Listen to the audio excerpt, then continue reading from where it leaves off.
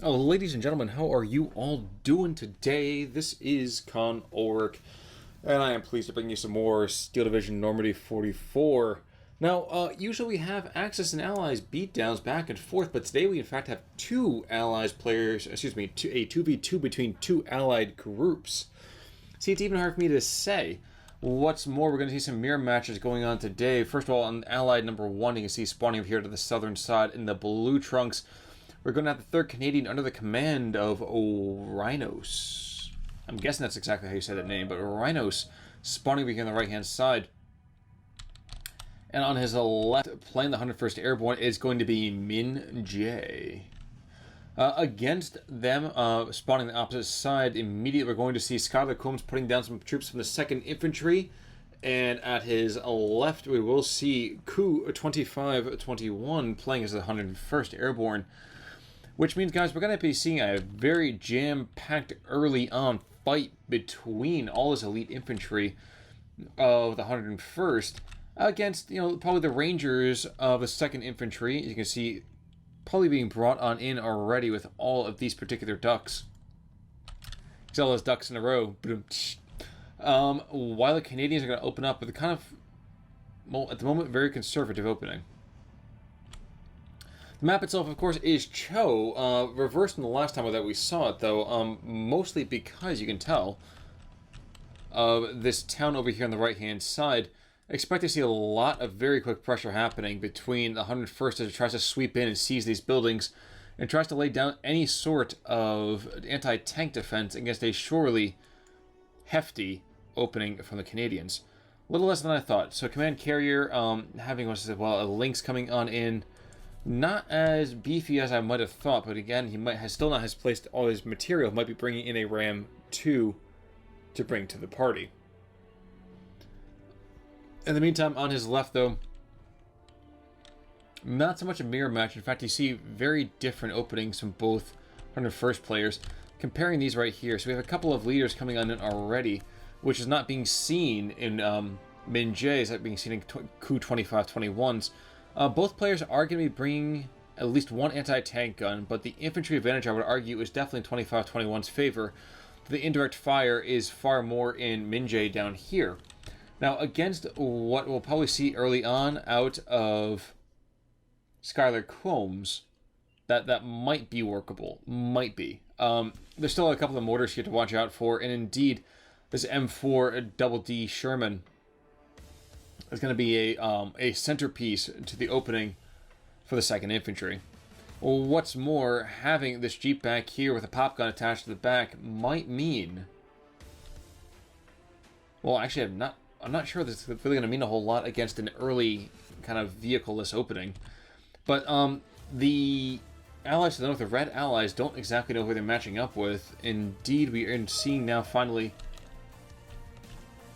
defensive beacons being called out by both Tyler Combs and Skylar Combs and 2521. And Skylar Combs saying, dude, you need to attack this area right here, which is fair. This hedgerow right here is a natural fortification. You want to see that right there. Line of sight is brilliant if you're going to the south. And if you're going to the north, you have to shift through. But once you do, you control a very good portion of the battle space, I would argue.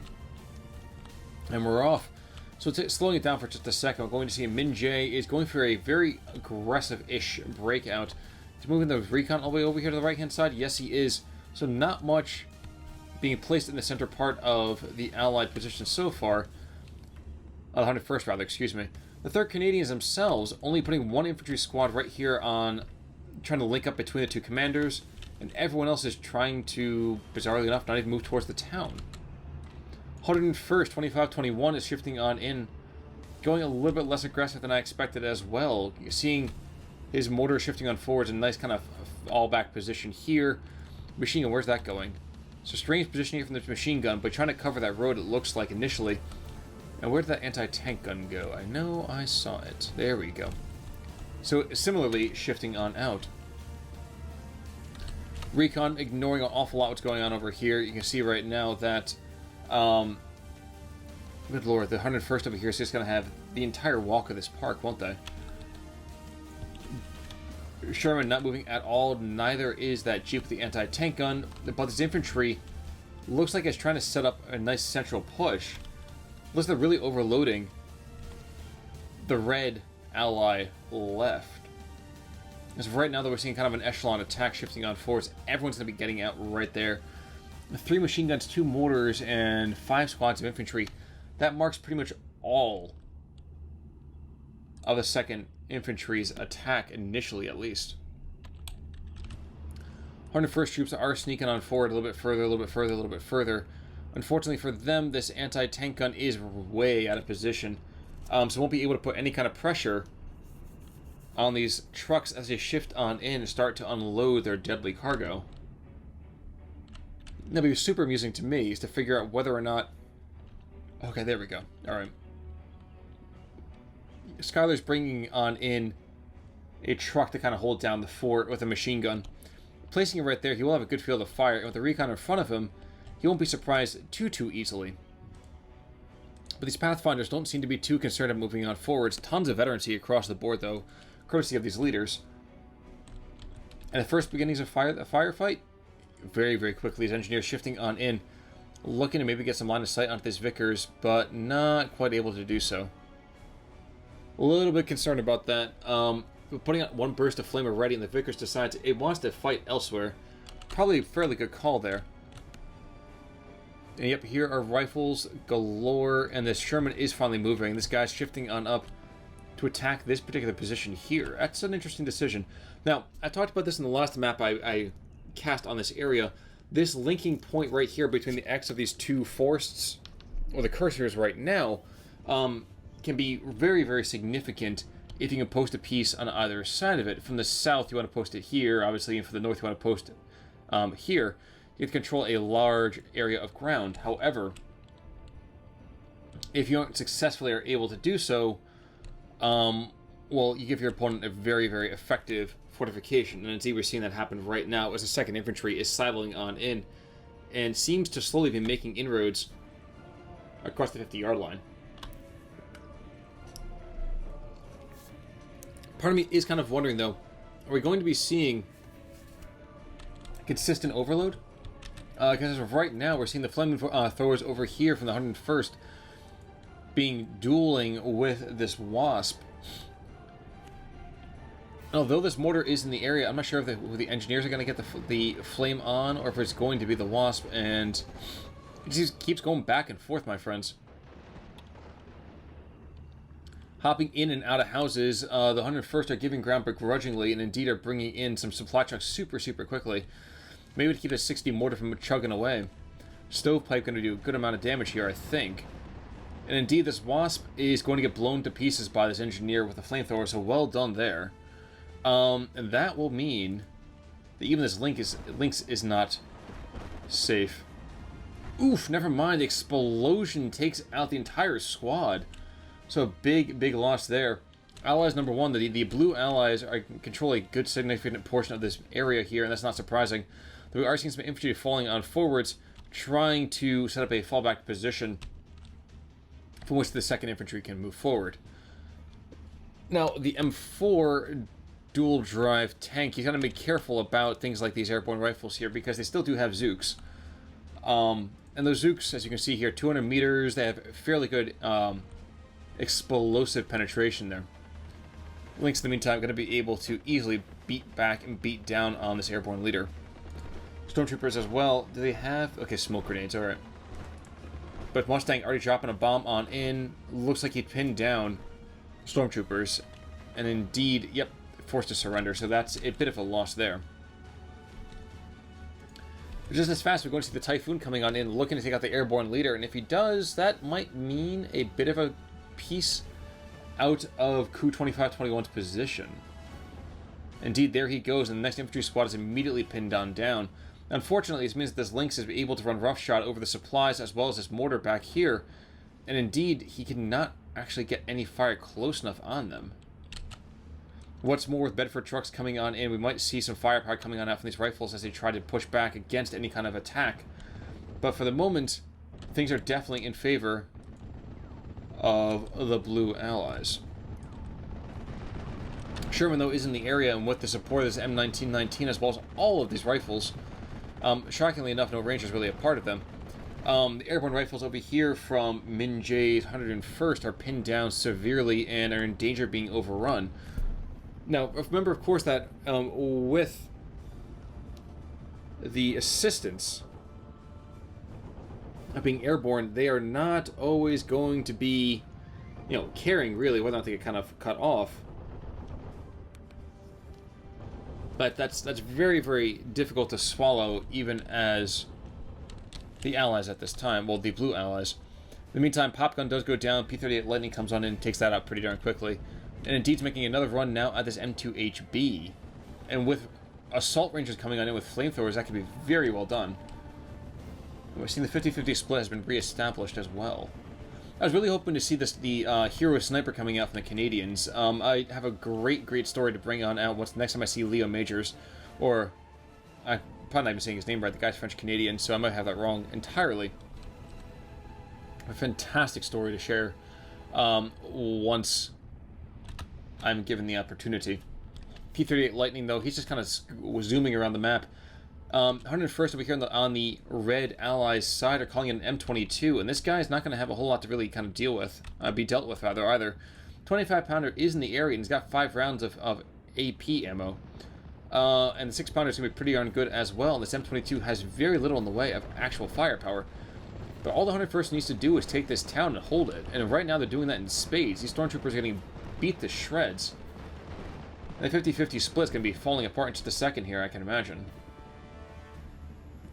Okay, not quite yet. There we go. So, Allies 2 getting themselves a bit of a victory, lining on up. P-38 Lightning still not making any other gun runs. It's kind of unfortunate right there. It could have been devastating if you get some targets on out. But it doesn't seem to know or care at the moment. And indeed, the infantry game is strong with 101st for the Reds.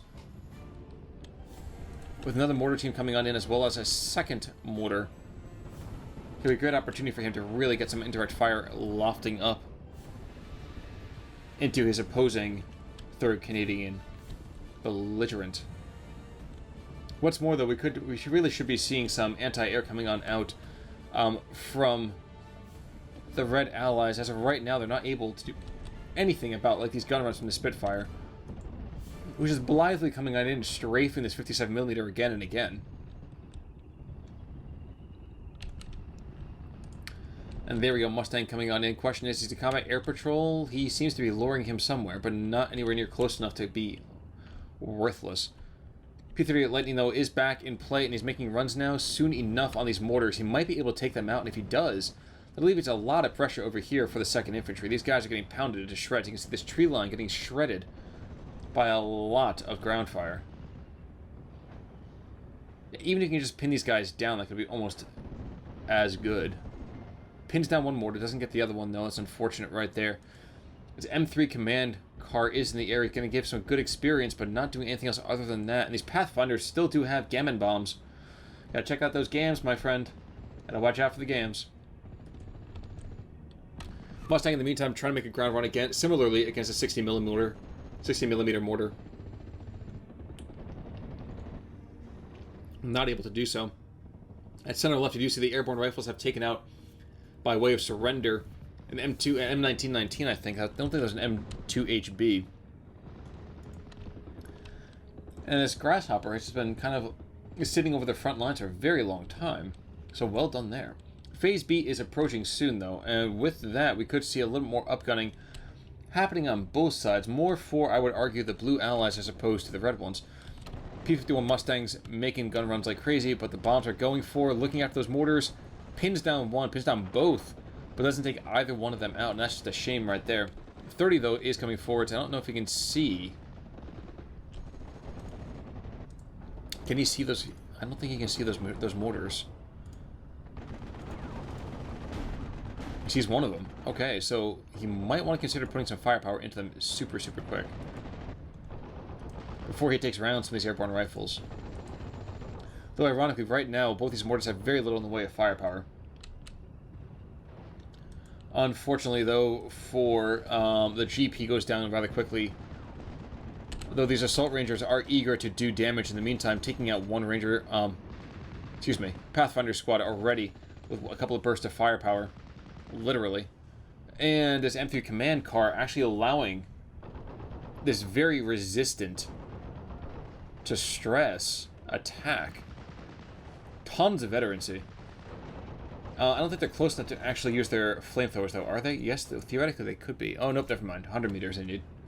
One mortar squad does go on down, and that will be a good time for the Reds to really pressure on through.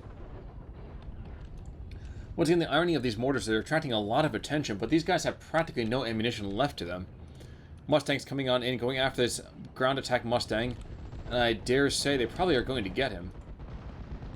650 cals apiece, stressing him out. They're trying to extend, but I don't think he's going to make it. No, he doesn't. He goes on down. Although the assault does seem to have been broken up slightly by the assistance of these airborne leaders. Never mind, there goes our pin down, and that's another surrender. Jeez. So, Min J, his 101st, is having a lot of trouble here.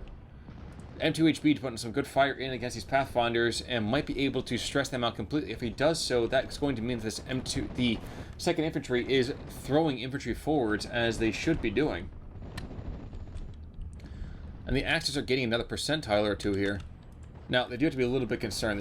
This engineers behind the enemy lines might be able to kill this M4 dual drive.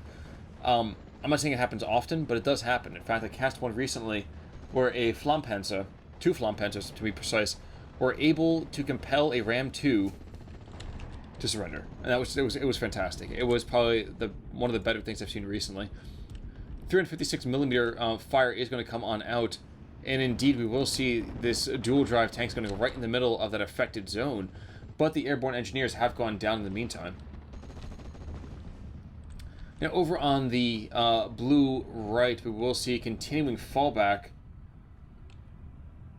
by the 3rd Canadian. 25-pounder is not quite able to just put down an effective curtain enough to push back this 101st firepower. And indeed, only sending in the Sherman 3s and the Wolverines now, with several minutes of Phase B already gone on by, might be very negative in the long run. Ammo explosion in the M3 command car. Another shell comes on in and takes out 2 of those Ranger assault squads. But an M4A1 is already hitting the field in favor of the 2nd Infantry. There's a lot of air power up here looking for that Spitfire, and they're going to find him too. He's going down quick. P-51 Mustangs could come in. Yep, they're going to extend to go after these Typhoons. I'm surprised instead they don't get forced after this ground attack and into the ground attack role. I would think that'd be a much better option for them. But no, Pop Gun gets taken on out. That's a shame right there. But not a whole lot of enemy armored vehicles to really experience here. And alright, we're seeing the Mustangs actually going after this small collection that's holding up the Red 101st advance. So bombs away, my friends. Bombs away. Not enough to take them out, but forcing them back, just completely stressing them out, and I can hardly blame them. Getting 4 bombs dropped on your position. Min Jae, in the meantime, is almost screaming for an attack in this area. Saying he's going to hold down that area, but he might have the desire to do so, with all these rifles coming on in with their Thompsons, with these BARs, M1919s. M1919s, BARs, technically it's both. 1918s, excuse me. And all that grand fire is going to be more than enough to shift away a couple of measly squads of infantry. Meanwhile, in the center, this very early push has been oddly working. I did not think this would work. But okay, we're also going to see a Bofors coming on in, and with the assistance of these Ranger leaders, while these 3 squads are pinned on down and falling back, they can fall back on the Bofors, and that can be almost as good. And if these airborne rifles shift on forwards, they're going to find themselves getting cut off and slain almost to a man, I imagine. Rifles very quickly getting pinned. And Bofors not quite able to see the opposing infantry. There's a collection of material over here to the right-hand side. Airborne rifles should be able to put some rounds into... Yep, they're going to put a round into that Wasp if they see him. Yep, there they go. Rounds are coming on down, my friends. And even more fire is being lofted at these rifles right now. So, while we're not seeing a dead Wasp just yet, I would not hold your breath on that one. Yeah, reloading, one more round should do it. 3 rounds going on out, fuel explosion, yep, there you go. So there's the Wasp. And that gives a lot of opening opportunity, I would say. Even look at all this infantry, this is insane. P-38 Lightning coming in as well, trying to put fire into this dual drive tank. Not going to do anything that it needs to do, though. That Lightning is just too lightly armed to have any sort of lasting impression. Now, those ground attack Mustangs might have been a better place to do so. As of right now, though, this dual drive tank doesn't have a lot to worry about. Of course, I say that, and that's what the 57mm does rear his head, as well as his opposing dual drive. But all of this infantry, where's he looking to go with this? That's the question. I think he's going to go and stabilize this kind of center right position. Cheux's got things well in hand over on his side. The Thunderbolt has gone out and put some rounds down on top of these airborne rifles. That's pretty good. I think the dual drive actually bought it. That seems a little bit of a shame. No, he didn't. Oh, I think he did. Yep, this 57mm, I think, was able to take out that bad boy right there. But these rifles are now nice and close on top of the 57mm, and I expect to see him go down soon enough as well. And the B-38 bravely going through the ground fire to go after that material. Not sure why, though. P-51 Mustangs had gone and dropped their bombs, but I think these are the original ones? No. Could they have been? Yes, I think they are. In Min J's 356. That's likely going to blow a hole in the lines right now. But he doesn't have anywhere near the amount of material he needs to really kind of follow this on up. Lots of infantry coming on out, though. Another one being called in over here on the left. I'll take a look at this real quick. 7 squads of rifles. That's insane. That's just so much material right there. Mustang, where's he going to be going? He's just flying combat air patrol. And Cheux 2521, he's just holding down the fort. No reason for him to be any kind of aggressive. No need to worry about that too much. 57mm will put fire into the Sherman 3, and weapon damaged already, so that's not good. Weapon damage, and he's out completely of all ammo. That's ridiculous, son. I don't know if the 57mm is trying to get around to the corner to see if he can get a shot on the retreating Sherman or what, but he's not going to achieve it. In the meantime, though, we're going to see that the lead continues to rise. 600 tickets ahead of their blue brethren. The red allies are doing very, very well for themselves. P-51 Mustangs making ground attacks, all of them at these Pathfinders, and indeed the P-47 Thunderbolt. Look at 500. Oh wow, 1,000-pound bombs and a 500-pound bomb. Unfortunately, he can't see the dual drive anymore. He's going after this Typhoon. So there we go. That's a nice, effective attack right there. He still sees it. So I don't know why he's not going for it. Enemy spotted. And for the moment, he's being forced on back. Thank you so much, Staghound, for doing so. Yep, he's going to pull back. He's getting force pulled, let's call it. Another Grasshopper coming on forward from the front, from our second infantry player, even as another barrage gets lofted into the backfield. Unfortunately for, I would argue, the 101st over here in this area, and indeed, they're not going to be able to hold out against all this equipment. And that's with them throwing like 2/3 of their force over here into the center part of the map. So Airborne gets pinned down. Airborne rifles getting pinned like crazy. And these rifles at all get themselves unstressed, and when they start to do so, they are doing that. They're shaking right now. They're shaking. They're still shaking. And these airborne rifles come back in, you'll see 2 squads again getting pinned. But Bofers. So that's pretty devastating right there. Last barrage, I think, for this 356? I believe so. Now, we are going to see in the meantime that mortar position did finally get taken on out. And it's 51-49 for the moment. Cheux not really doing a whole lot over here. Doesn't really need to at the moment. And we're seeing the 51 Mustangs making those runs after the M2HBs. Alright, so we're seeing a surrender already. For the life of me, I can't tell you exactly why. And P-47 making a run against the 356. Oof, no, against these rifles. Never mind. Bombs go out in every direction. But the artillery strike is going to pin down a lot of this charging infantry, taking out 2 squads with 1 round. That's insane. The P-38 Lightning trying to turn back around to get some fire down on top of this Wasp, but not easily going to be able to do so, as P-47 Thunderbolt is going to find himself probably taken out pretty swiftly. The Mustangs are not eager to share the air with anything that has blueness on it. But the 2nd Infantry has been forced on back, with the exception of this finger, which is now falling apart. Wasp finds itself stressed and quickly taken. and this M2HB is trying to put rounds out against his Bofors. Will succeed in doing so, while its ally over here has been taken on out. There's 107mm though. Can he get that firepower out? Yes, he can. He can hit that M2HB, and one round will be enough to do it. But another 7 squads of infantry coming on out. 4 of them coming here, 2 more over here to the left-hand side to kind of stabilize the somewhat ailing red ally right. And it seems that the Canadians have found their guts for a little bit. The Sherman 3 charging onto the fray.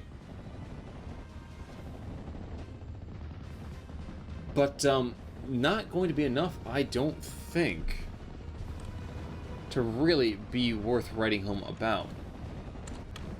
But alright, we have ourselves a little under 8 minutes to go, it looks like. This pop gun over here is trying to put fire out against the Sherman 3 and continues to do so, but he's bouncing around like crazy, mostly because that Sherman himself just does not take a lot of firepower now, does he? 25 pounders in the meantime, as well as the Sexton back here, are putting rounds down range, trying to find and succeed in pushing back the 37mm. But I think we're going to see the end of that in just a second. Oh no, these 51 Mustangs are trying to push back the Sherman 3 instead. And with 6 machine guns apiece, yep, they inspire a little bit of dread here. All 3 of them flying in perfect formation. The Blue Angels at this moment making another run? Are they pulled on back? No, they're just going to get pulled on back. Alrighty. And the bleed continues over here against the Blue Allies, but they're starting to really pressure the 2nd Infantry. But the 2nd Infantry is also bringing on in some rather intense later game material. It is Phase C after all, my friends, and while that means that the M4s are still among the better things that the 2nd Infantry can field, the Canadians don't get a whole lot either. We have a Crusader coming on in, a couple of heavier tanks. I mean, they could bring in, theoretically, Achilles, but they're not doing so. Instead, falling back in the face of these M10 tank destroyers. We're just idly taking on infantry squads one by one, which is just super surprising in many ways. Supply duck. This guy's got 15,000 munitions. He's kind of chilling, doing his thing. And Cheux just calmly holds down the fort over here, not really concerned about a whole lot. Ground attack lightning has been pulled back in the face of ground fire, I believe, from this Tripolston. And his Grasshopper's going to get devastated as well. Bofors not helping the matter either. We get to see the Bofors trade fire back and forth. One Bofors is able to go and maybe pin down the other one. Not inspiring a retreat just yet. This Grasshopper is going to get forced back as well. Now, I will just see a breakout on both sides, but with more infantry-centric personnel on all these divisions, it's a little bit more difficult to manage that. The best I could say, the Canadians somehow driving up this center line and piercing the position between both red allied players. And you can see right now that there is some of that going on out. The Mustangs, though, coming in for a little bit, dropping their bombs, immediately bolting. As more Mustangs from Cheux are coming in after these ground attack planes, this P-47 Thunderbolt paying dividends very well. But I don't think he's going to make it out alive. Again, these guys are mounting 6 machine guns apiece. It's 24 machine guns, all lofting rounds downrange. And really, these guys are just going to get pulled on back super quickly. Not eager to face the ground fire from something like that Tripolston. Incredible amounts of damage. Incredible. Thunderbolt, though, over here, where's he? Okay, he's looking to take out this kind of linchpin rifle squad, which will allow these airborne engineers to pierce around and get after these rifles. With 3 bombs apiece, there we go, blows them to shreds. Tripolston not able to really do a whole lot about that, and the 6-pounder as well, frustrated, not being able to really hit anything in the air, obviously.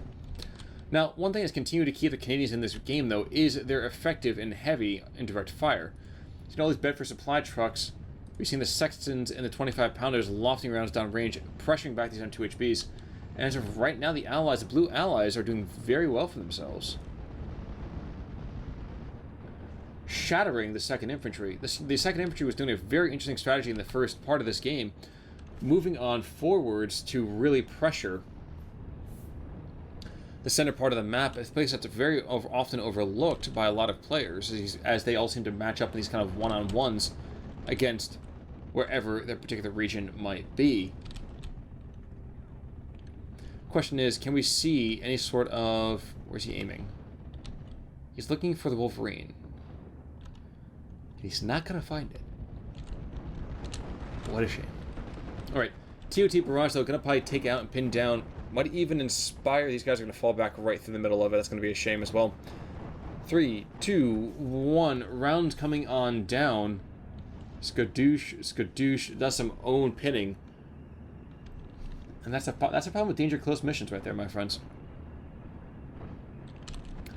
And there's still a lot of infantry here. Let's take a look at the comparative. Look down here is a heck of a lot more red than there is blue. Not too surprising either.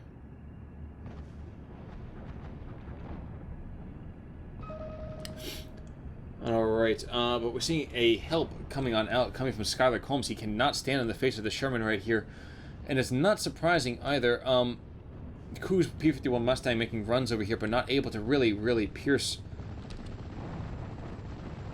the attacking 101st. And that's the problem sort of with the 2nd Infantry, is they have to depend heavily upon their anti-tank guns to do any sort of consistent AT threat. Mustangs are coming out, though, 2 after the Mosquito. Should be able to take him out fairly swiftly, I would think. 3 are still on the hunt. One's been forced back, and that one's going to be forced back pretty quickly between the Beauforts and the Tripolston. One's falling back again. And the other 2 continue to have what they need. They're holding on just barely. But what's more, we're seeing a Thunderbolt attack coming in after them for A1. Rockets away, doing a ton of damage, but not enough. Lightning as well. Making machine gun runs, but not able to do diddly squat against this. Min J, though, still kind of grasping for straws, throwing out artillery strikes and probably going to try to thrust in between, but not really the most intelligent of decisions here. Now, taking a look at Cheux' troops, you can see he's been deploying a lot of his men over here to kind of bolster his allies. He's going to control this entire area over here by himself. He's also fighting on a second front here. In a similar way, are we going to see that from the... Okay, interesting. So we're seeing a lot of Canadians actually be thrown on over here from Rhinos. Because the 101st just seems to be... The blue 101st, that is. It seems to be outgunned just a little bit too much by the Beauforts and all of these Shermans from the 2nd Infantry. Cheux again, dropping rounds down range, going after those engineers. I think he's just trying to clean up some of this territory. If he can get close enough, he can inspire some surrenders, some this, some that. It'd be great for him. This Rhino, though, this guy is upgunned quite a bit. Question is, can he take out this M10 tank destroyer? Crew killed, 1 Sherman already going on down. You can see him too, he's just not firing. This is not good. Ammo explosion, so immediately 1, 2 blow up my shoe. And there go 2 tanks. That would have been really welcome on the Red Ally side of things. But they are still up a little bit, and indeed, I don't think the Blue Allies can get enough done within the next minute. So 60 seconds to go, and I dare say the Red Allies have gotten this one. If only barely. If only barely. A very interesting strategy early on has probably caused the victory that you will be seeing out of the Red Allies. M10 getting taken out by his opposite number over here. This guy's been doing a ton of damage, which is not enough. He came in onto the scene too late, and it's not enough. Cheux, though, throwing down 1 more TOT barrage on top of these HMGs. And what's he got? 356? Okay, so 1 round comes in and completely blows the Beauforts off the map. Can this actual M2HB get taken out? Sources say no. With 20 seconds left, not like it really like it matters. All of his air power over here, though, up here almost for fun, it seems. It's B-26, drops its entire load, and I think we're going to see it get taken out. 7 seconds, and these gun runs are insane. Yep, there goes the B-26. And that's going to be it, folks. So a minor victory scored for the Red Allies here on the map of Cheux. Congratulations to Skylar Combs and Cheux 2521 with an ending score of 851 to 469. You can see Cheux practically took no losses. It's insane. It's insane. He had like no losses right there. Skylar Combs, in the meantime, though, almost had very little in the way of kills, only exceeded, and there's minimalness, minimality by Rhinos' 740. Taking a look at kills immediately, though, the Canadians did a lot of good damage here. So Sherman's dropping a lot the 2nd Infantry. In terms of losses, it's really all 101st. So we just doing a lot of the damage here, so very well done. But folks, thank you so much for tuning in for this particular fight. As always, it's a ton of fun for me. And if you have a game you want me to check out, please email me at conwargaming@gmail.com. If you like what you see, please like and comment below. If you're not a subscriber yet, hit that subscribe button. I depend on your props. I don't get paid. But thank you so much for tuning in, guys. I will see you all soon. This is Conwark signing off. Take it easy, everybody.